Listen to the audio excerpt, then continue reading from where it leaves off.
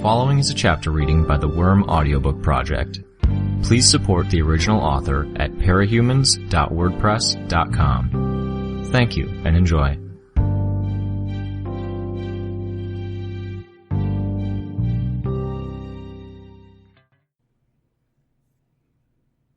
.3 "They're not answering," Tattletale reported, as she lowered the phone from her ear. "They're already engaged." "You fucking idiot. I swear."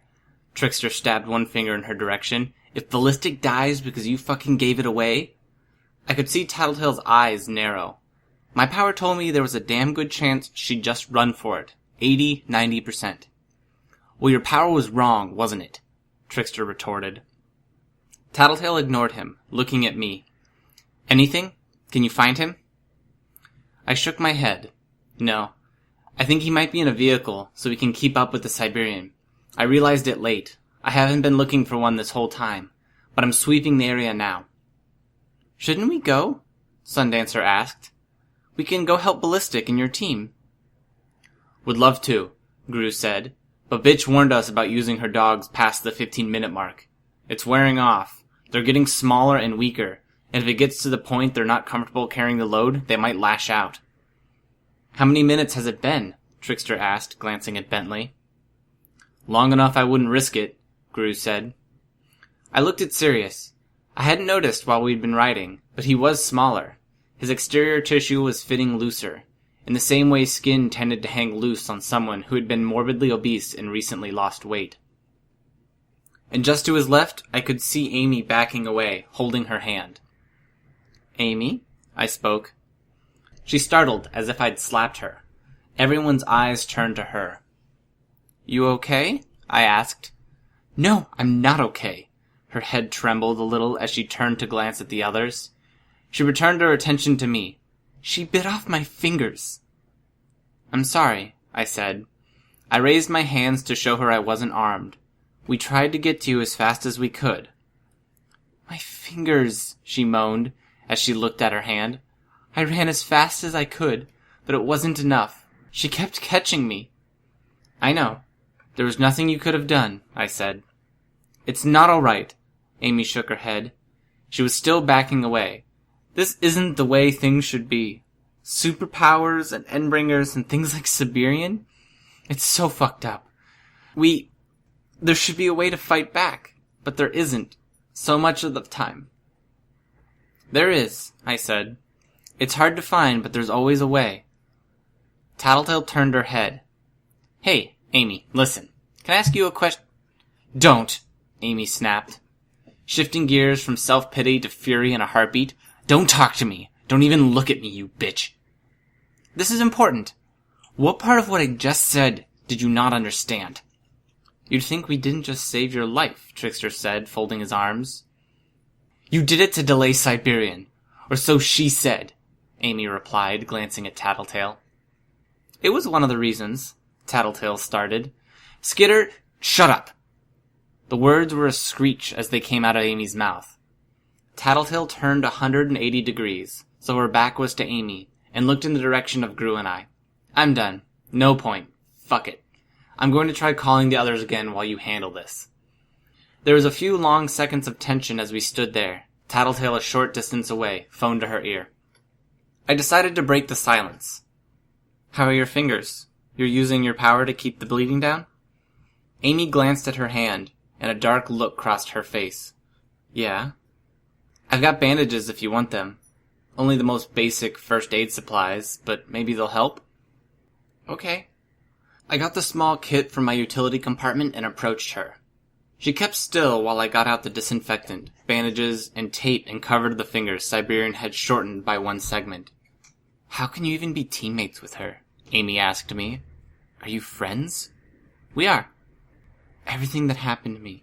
It's like it all snowballed out of the moment you assholes robbed the bank." "Me too." I'd met and ultimately joined the Undersiders because of Tattletale, and everything had followed from that.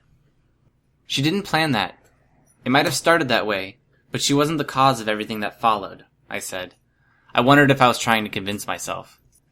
Amy glared down at the ground. A quick glance showed that Gru, Trickster, and Sundancer were all trying to avoid engaging in this conversation. She spoke at a low enough volume that I doubted the words were reaching the others. I've had nightmares about her. Not saying I'd take back how I shouted at her, but she brought up shit, and the fact that Victoria heard it, I couldn't shake it.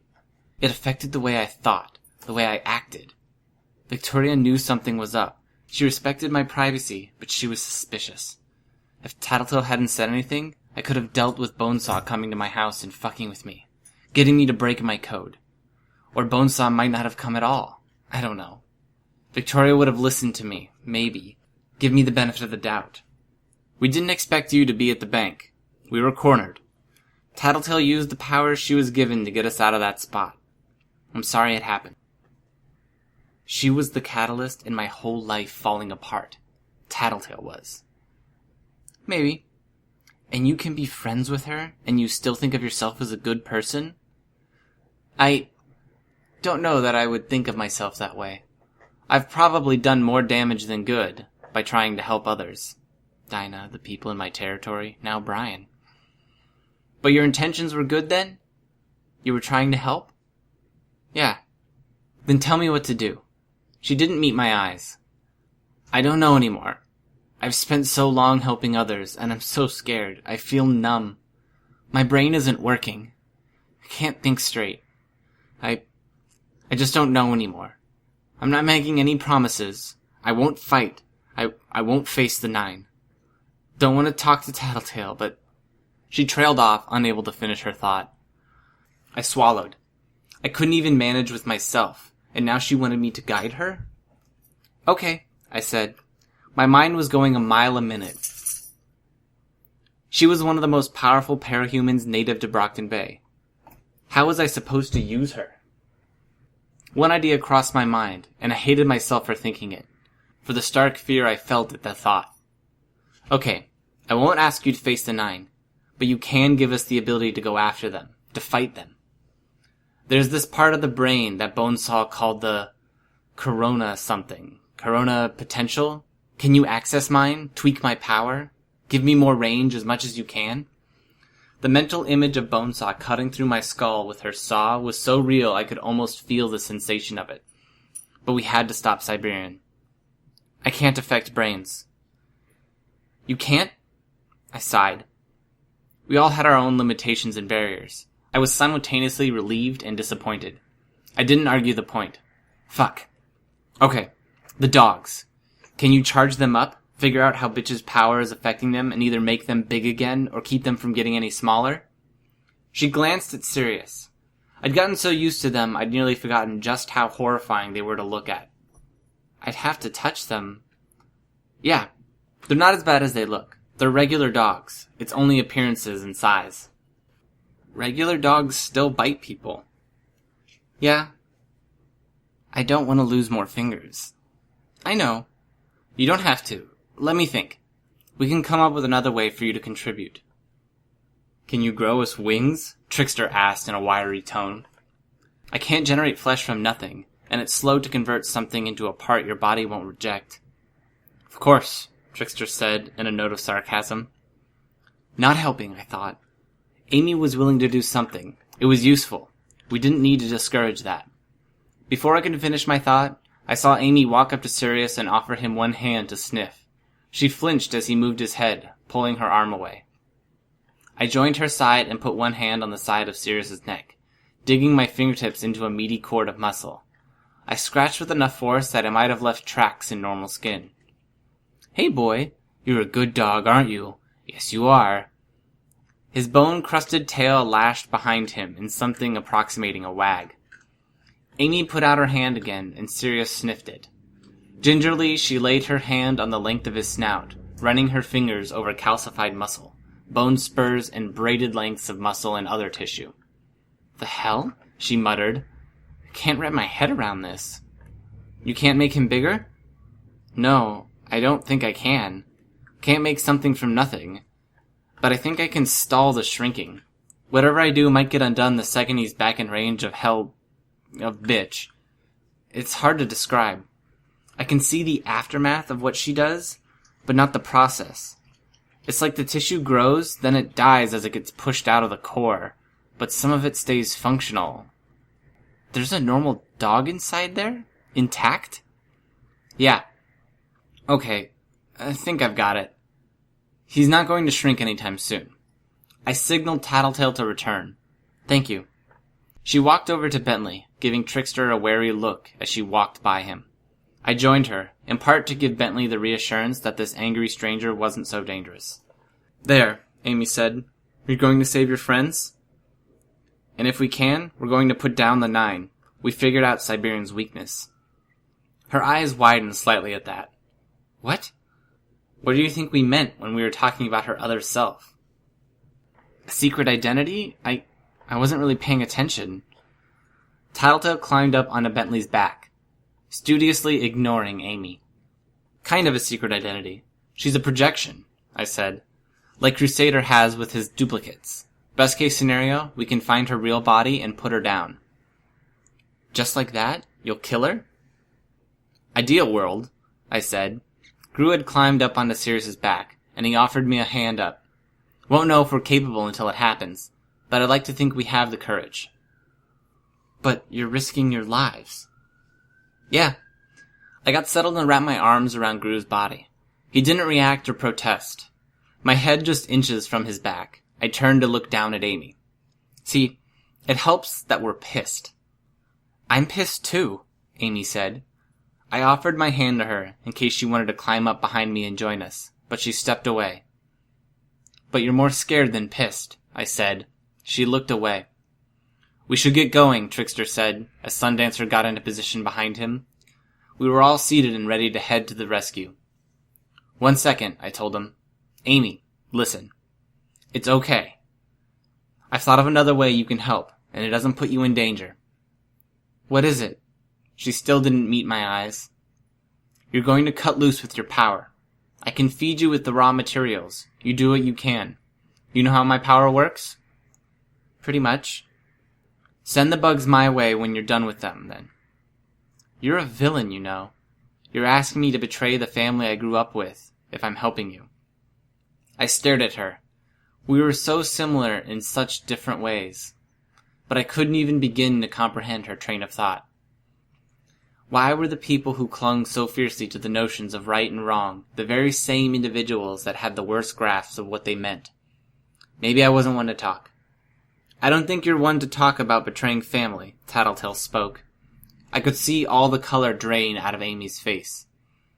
Hey, Tattle, I started. No, sorry, Skitter, but it's my turn to talk now. We're short on time and we really should leave now. But if we leave it like this, you're going to be distracted. I shut my mouth. Amy, I know what you did. Don't you dare, Amy started. You fucked up. You crossed one of the lines that reserved for real monsters. You know it, I know it. Amy's face crumpled. I didn't have a better way of describing it. The way her expression twisted, going from plain to almost inhuman from emotion alone. I almost spoke up. I wasn't sure why I didn't. You think you're the lowest of the low, that you're scum. You despise yourself. Amy couldn't even mount a response. You're wrong. You're not there. Not yet. Amy looked up at Tattletale wide-eyed. The look was utterly defenseless. I was put in mind, just for an instant, of just who Tattletale could have been. I had a mental image of her as a cult leader, tearing people down with an almost surgical precision, then molding them into who she wanted them to be when they were emotionally and mentally unable to mount a defense. Not yet? Amy asked. Not yet. You shouldn't hate yourself for what you did in a moment of desperation. Hate yourself for what you do after. Hate yourself for your cowardice, your refusal to step up and help at this moment, right now. Your refusal to participate in this world that you've never even tried to understand. That's a conscious call you're making, and you know it's the wrong one. Amy hugged her arms to her chest. She shook her head a little, as if she was denying what Tattletale was saying. Tattletale went on.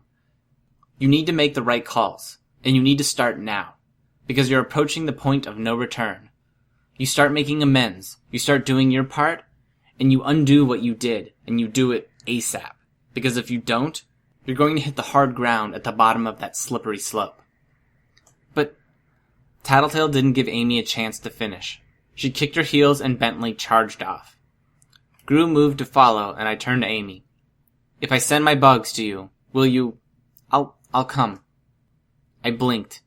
She struck her hand in my direction, and I caught it, helping up to the seat behind me. Sirius shook slightly, as if she could shake us off. Were we too heavy? Apparently not. He bolted after Bentley, and we were off. Amy clinging to me like her life depended on it. I suspected that had a little to do with the fact that we were riding on one of Bitch's dogs. The clawed feet of the dogs pounded pavement as we made our way towards central downtown. I could feel the sensation of Amy doing something to interfere with my powers. It began to get worse, reaching a peak, and then getting worse. Just when it had reached the point where I was going to tear the hands from around me and let her fall off Sirius's back, it began to clear up. I could feel the bugs, but they weren't anything like what I'd seen in Brockton Bay. Superficially like dragonflies, with fatter bodies. I couldn't grasp every process in their body, making them feel strangely hollow and artificial. What I could feel was a kind of echo in my power. It made control harder. She had to have a reason for doing what she was doing. I tried directing them to move, and they took off. No problem on that front. I couldn't ask what she had done, because we were moving fast enough that the wind in our ears would drown out my voice, and the run was jarring enough that I worried I would bite my tongue if I tried talking. Instead, I experimented. I tried operating their bodies, engaging in the usual practices for injecting venom. Nothing. They weren't weaponized, I was almost sure. I even placed some aphids on them to get a feel for their exteriors.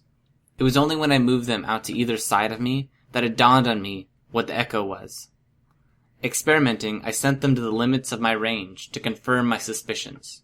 Whatever signal my powers sent to my bugs, these bugs were there to intercept it and transmit it to their immediate area, each extending my range by 300 or so feet around them.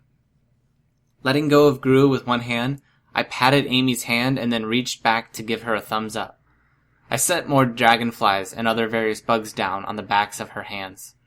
In another minute, I had 4 more relay bugs. I paired them up and sent them forward, so one relay could transmit to the next. 2 extra city blocks of range. I started gathering a swarm with the bugs in question. Amy had balked at the idea of outfitting me with altered bugs. Had she maybe settled on these, because she thought they wouldn't give me as much offensive potential? I had them in place for less than 10 seconds before I found a moving vehicle. It was a truck with plastic sheeting over the windows, 4-wheeled with a compact rear. A small moving truck. It was moving faster than was safe, veering wildly as if to get through the water and over the damaged streets. And it was heading straight for central downtown. Straight for the others. "Found him!" I hollered at the top of my lungs. Tattletale looked over at me, and I signaled, extending my arm to a 10 o'clock position. I felt strangely calm as I shifted my focus to the attack. If it came down to it, I'd have to kill the man. My bugs clustered on the windshield of flapping plastic, gathering in heavy numbers. The faster-moving dragonflies and hornets began to pelt the plastic, attempting to drive through it. Most died in the process. He swerved sharply to try to throw the bugs off. There wasn't enough of the way of momentum or wind. My other flying insects began to ferry larger, black carpenter ants onto the windscreen, to use their sharp bites to penetrate the plastic sheeting. We were making holes, but the attempts of my swarm to worm their way through the holes and open them enough for more dangerous bugs to get inside were stymied by the wind and flapping of the plastic. Every movement, however small, threw off my ability to track where their existing holes were. We had a bead on him, and the dogs were better suited for rough terrain than the moving vehicle. It was only a minute before we caught up. As I'd guessed, a white moving van, with a giant icon of a hand on the back with the words "Haul It." I might have found it amusing, if the circumstances were slightly different. He noticed us shortly after we noticed him. Siberian flickered into existence on top of the vehicle, standing, her legs shifting to adjust her balance as it hit a crack in the pavement and rocked slightly to one side. I heard Amy shriek as she saw Siberian. Tattletale veered left, hard, and Gru turned us right. We each cut into side streets, running parallel with the truck. Bentley was lagging slightly behind, but I caught a glimpse of the other group as we made our way past a major intersection, 2 blocks away, slightly behind us. I heard an explosion, and Amy clutched me tighter in reaction. Glancing down, I could see her arms around my ribcage. The hand with the maimed fingers held slightly off and away so it wouldn't get bumped or jostled. Trickster was handling the opening salvo. The objects he was swapping for grenades weren't even close in size. Signs and traffic cones. So the timing was horribly off. Siberian didn't move from her perch. Gru steered Sirius into a sharp left, and the dog's claws skidded for a grip on the flooded streets before we turned. We got one block and then he turned right, putting us directly behind them. I could see Siberian tense, as if intending to jump, but another explosion from Trickster's kept her in place. She was protecting the truck, surrounding it with her force field. I wasn't sure how it was able to interact with the road, but a grenade going off under the front of the truck failed to achieve anything. There would be nothing to stop her from staying there until the truck reached the other 9. It would out Siberian's real nature to any of the 9 who didn't know, but that wasn't a total loss. But it also meant our teammates would be blindsided by her arrival. I felt something bump my hand. Gru was holding the chains that led to Sirius's muzzle. He bumped my hands again, and I took hold of them. With his own hands free, leaning hard against me for support, he reached out and buried Siberian and the truck in a carpet of darkness. Following, we soon plunged into the wake. The second we were out of sight, I shifted our position, so we were running in the left-hand lane, rather than the center of the road. Didn't want Siberian guessing our position and pouncing on us. I could sense the surroundings with my bugs, but my power was diminished.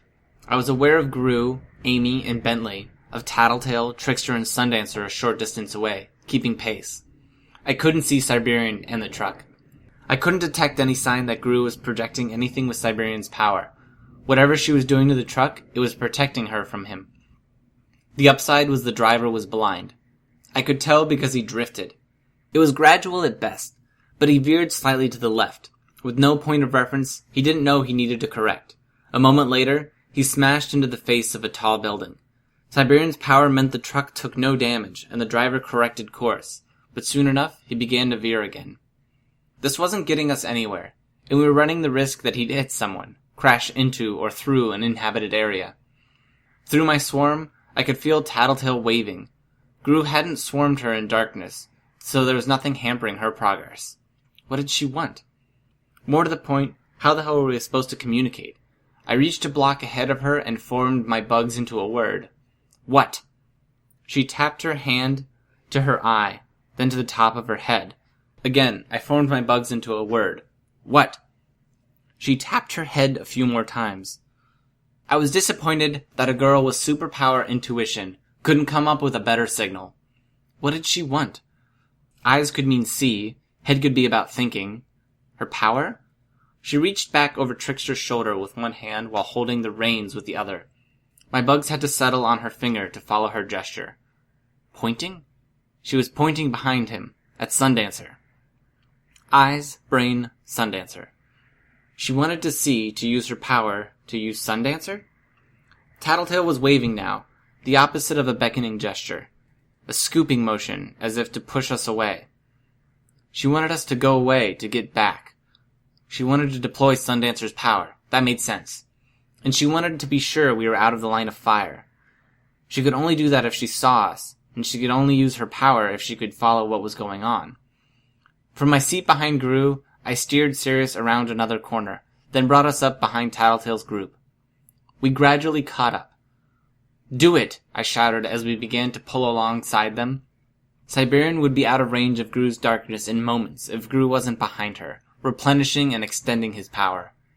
Where is she? Tattletale shouted. Sundancer was leaning back, her hand out to one side. The orb she was creating was small. I pointed. The orb was getting larger, the size of a baseball, a beach ball, an armchair. As it grew, it drifted farther away, higher. By the time it was directly overhead, it was large enough to swallow up my bedroom whole. Gotta stop them, Tattletale called out. We blindsight them. Civilians? Sundancer cried out. Some. Let me know, she grunted as Bentley stumbled over a pothole. Got it, I replied. I tracked the people in nearby buildings and kept my arm extended to point at Siberian. Gotta use my power again, Gru shouted. Signal us, Tattletale called out. We pulled right, plunging into darkness. It was thinning out, and faint shafts of light were piercing through. We crossed the road behind Siberian, and Gru blasted them with darkness, replenishing the effect. We continued across the street, moving behind cover. Only a few people in the upcoming areas. We had to be close to Regent's group. Time was short. I drew images with my bugs to point her in the right direction, and then formed the words with my bugs as the other group continued forward. Now. We passed out of the darkness just in time for me to catch sight of the orb. It was larger now. Large enough that when it fell, it had to be touching both of the sidewalks on the 4-lane road. Even with the building between us and the impact zone, I could feel the wave of heated air, and I saw the billowing steam. Gru took the reins and guided Sirius away before it could reach us. Sundancer hadn't hit Siberian. She dropped the orb straight into the rope 100 feet ahead of them, and she plunged it down hard. My bugs died as Siberian approached the impact site, burned up by the heated air.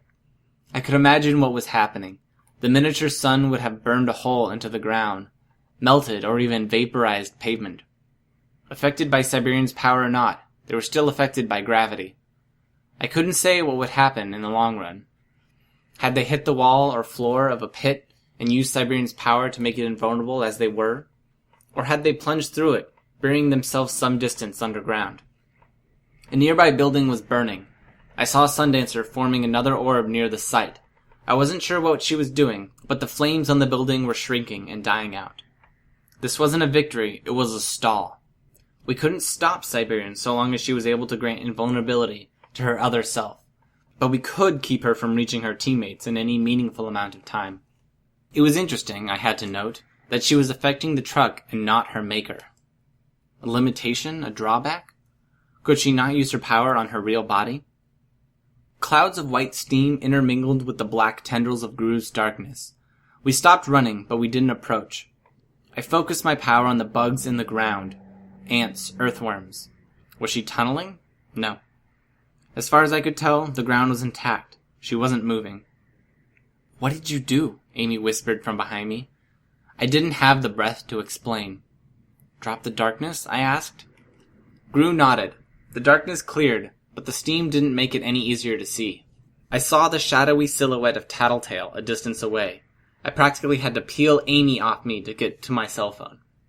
"Tattletale?" I asked the second she picked up. "She's still down there," Tattletale replied. "Why? Hurt?" "Don't know. Planning her next move? Didn't get the impression she's tunneling. My bugs don't either. Hey, I'm wondering if Siberian can affect her real self. Why doesn't she just grab him and run?" "Good question, but that's not our real concern." "What is?" "Them."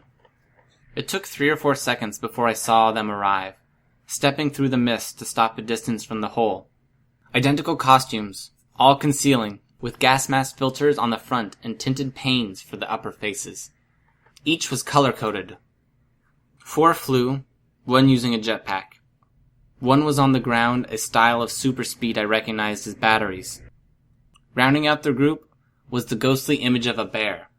Ursa something, from Legend Squad. She had 3 forms, or she duplicated herself into 3 states or something. I wasn't sure about the naming convention. 1 for the big bear, 1 for the small, and 1 for the woman. Legend, Battery, Cash. Tattletale rattled off the names off through the phone. Chariot, Glory Girl. Amy squeaked, barely audible, a failed attempt to speak. The flying man in the lead pointed his hand toward Tattletale. If that was Legend, 1 laser blast could take all of them out. I wasn't sure he had spotted us through the mist and smoke. "Want me to use my power?" Gru asked. "No." Tattletale's voice came through the phone. "Skitter? Inform them?" I drew words out, with flying insects, big and bold, with an arrow pointing down at the crater. Siberian plus her creator. Legend snapped his head from the words to us. "Shit," Tattletale said. No sooner was the word out of her mouth than Siberian came tearing out of the hole. Truck held over her head. A section of the street was torn free and flipped through the air. Legend blasted it out of existence with an indigo flash of light. "Cash!" Legend bellowed the word. He began pelting Siberian with lasers, beams capable of leveling buildings, and she ignored them. "Cash?" I saw the man in the black costume raising his hands. Dark lines began to surround Siberian and the truck, forming complex geometric angles. In the blink of an eye, as Siberian reached the peak of her leap, panes of glossy black material snapped into place between the dark lines. The resulting geometry contracted as if it meant to squish Siberian. It shattered instead. She hit the ground in a crouch, holding the truck in one hand, and the man in the black robe staggered, blood gushing from his nose. Legend caught him before he could collapse. Cash, right. I was dimly aware of him, though I'd never seen his picture. Siberian charged the heroes, and they cleared out of the way in an instant. The one in power armor, Chariot, slid across the ground with the aid of his jetpack and built-in roller skates. Legend and the one in red, Glory Girl, by process of elimination, took flight. Ursa whatever leapt to one side. They were the mobile group, the group that was able to get here fastest. They'd seen the sun appear, they'd seen it hit, and they'd come to step in. Siberian didn't stop to engage the enemy. She continued on her course, charging through the ground floor of the building as she swung the truck in a lazy back-and-forth arc. I could see the roof buckling as vital supports disappeared. Legend handed Cash to Ursa and gave chase. I could see Chariot raising his hand to his right ear, pausing. He, Battery, and Glory Girl turned and advanced towards Tattletale's group. "Can we go?" Amy asked from behind me. I didn't think. There was a pause. We could fight. My power would be largely foiled by those suits, but Gru had his power. "No," Tattletale said. "Come here, and bring Amy. They want to talk." Amy pulled back, and I grabbed her wrist. Before she could hop off Sirius, Gru was directing the dog across the road. Chariot and Glory Girl pulled off their helmets as we arrived. Chariot was black, his narrow triangular face largely covered by his power armor. He had the scruff of a weak teenage beard on his chin. Glory Girl bore little resemblance to any of the last time I'd seen her. There were dark circles under her eyes. She stared at me. No, at Amy. The glare seethed with raw, seething hatred. It made every line of her face hard. "You've joined them now?" She spoke, breaking the brief silence. "I just wanted to help against the 9, Amy said. Her voice was small, defeated. If you open your mouth and ask if you can use your power on me, I won't be held responsible for what I do," Glory Girl growled. "Don't hate me, please. I don't care what you think of me, but hate is too close to..." Amy trailed off. "Too close to what?" Glory Girl asked. She shrugged. Anger gave an edge to her words. "Aren't you going to say it? Can't admit what you did?" Amy hung her head, and her forehead rested between my shoulders, hair hanging down. She shook her head, but I doubted Glory Girl could see it. "Let's put vendettas aside," Chariot spoke. He smirked. "We have bigger fish to fry." "The 9, Trickster spoke. "The 9, Chariot said. "But it's not my place to talk tactics. I'm just the rookie, the messenger." He extended one hand towards Tattletale. There was an earbud in his palm. "The director of the PRT would like to have a word with you." Hi, this is Snagger. You just finished listening to a chapter from Arc 14, Prey, from the web serial Worm by Wildbow. This production is brought to you by the Worm Audiobook Project. If you would like to know more about us or to volunteer your own services, please check us out at audioworm.rein-online.org.